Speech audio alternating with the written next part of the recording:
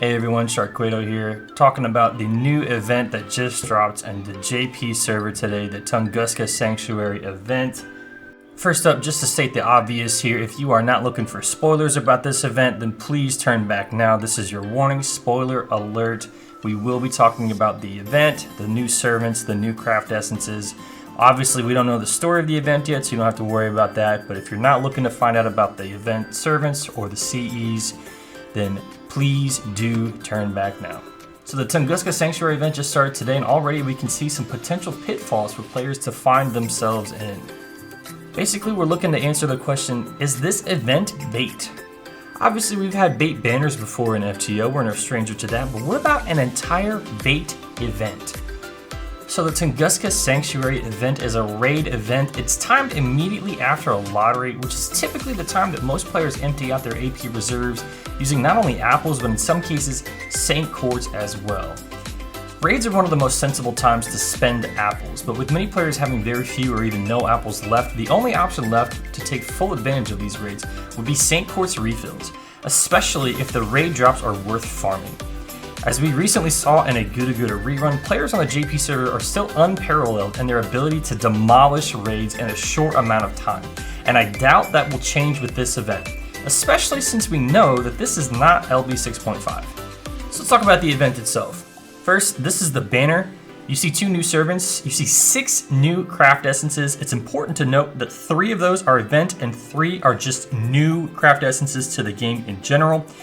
The 3 craft essences that are related to the event have some major bonuses this time. Not only do they offer damage up in the event, but they also give increased bond bonuses. The event CEs are kind of unique in that not only do they give damage up for the event, but they also give bond bonuses.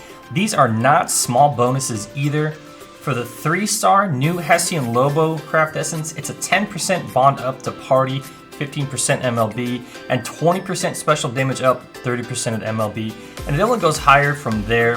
The 4-star is 20 to 25% bond up to party. The 5-star is 30 to 35% up bond to party. That is massive.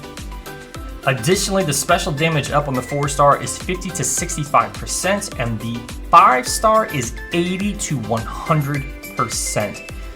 We are seeing a direct advantage from the gacha in this event. It will help you clear it faster. It will help you to level up your bond levels with your servants, which, as we all know, ultimately leads to more Saint Quartz in the game. To my knowledge, this is fairly unparalleled, at least in recent memory. I'm not quite sure that there have been such obvious advantages to rolling gacha CEs for an event, especially a limited time event such as this, in which it is very, very short in duration, and the raids are just 24 hours each. As for the other details of these new craft essences, the event CEs offer some very wide-ranging effects here. We'll start with the 5-star Empty Garden. It increases the own Quick Buster Art's effectiveness of the holding servant by 8%, 10% at MLB. If that sounds familiar, it should. We'll go over that in a second. You also start your battle with 40% MP charge, 50% at MLB, and it is pure attack. Pure attack. The 4-star Favorable Turn of Fortune. These are loose translations, by the way. It increases the servant's own art's effectiveness by 3%, 5% at MLB, NP gain up by 5%, 10% at MLB. It increases overcharge by 1 level 1 time. It is a split stat CE. And finally, the Hessian Lobo 3-star CE, my personal favorite of the new crop. City of Perpetual Slumber. It's a one-time evasion.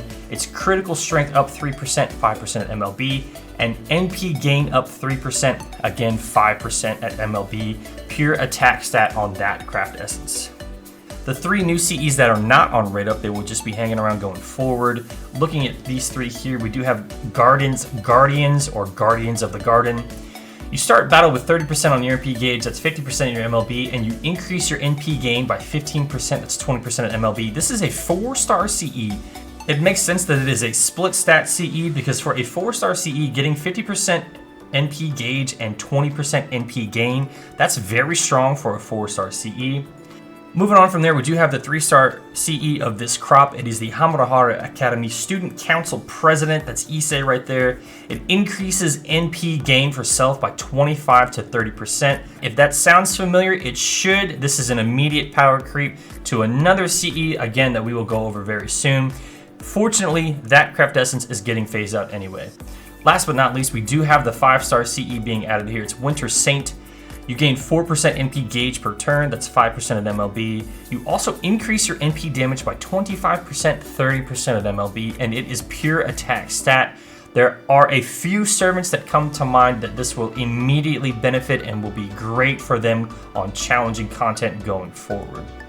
In addition to the 3 new craft essences being added to the general pool, we also have 2 leaving the general pool, one of which is Divine Banquet, as we see here. It was 25% base level NP gen rate, 30% NP gain rate at MLB. It was a split stat CE. This is going to immediately turn into craft essence bomb fodder, perhaps keeping a copy for collection purposes.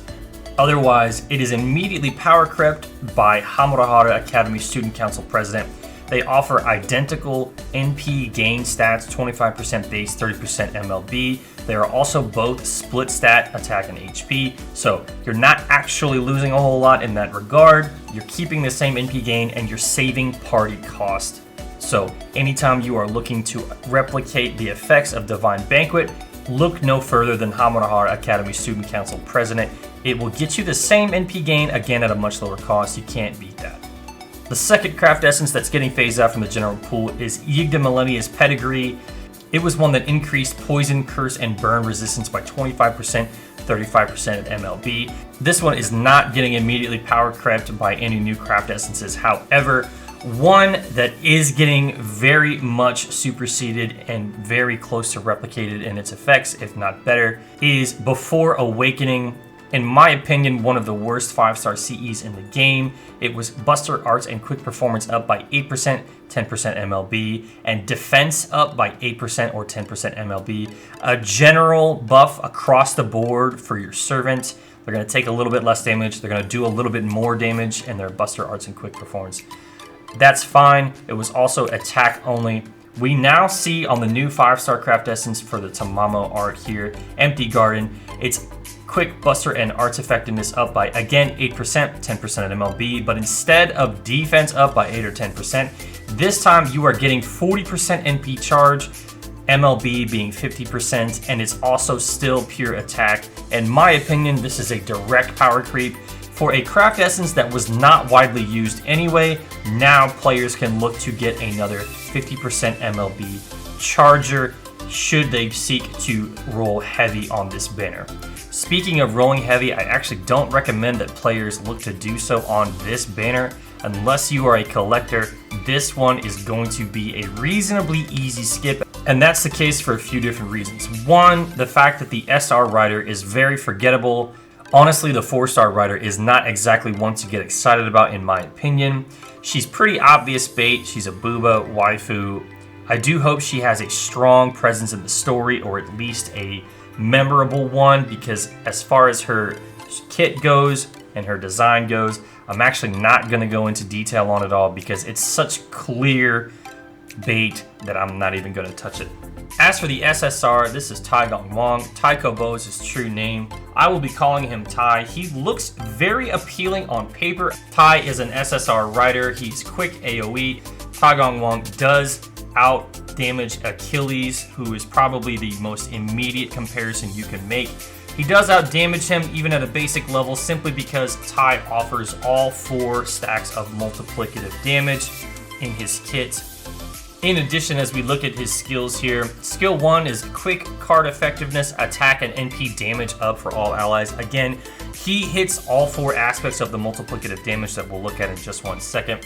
His second skill is Divine Seal Execution. It applies Skill Seal to all enemies, and it also gives the special attack up for Divine and Demonic from 30 to 50% over 3 turns, mirroring that first skill's buff of 3-turn duration. The third skill is Thought Key Crest EX. It increases NP gauge for himself 20 to 30% and NP gauge for all allies, including himself, 10 to 20%. That's a 50% battery for himself.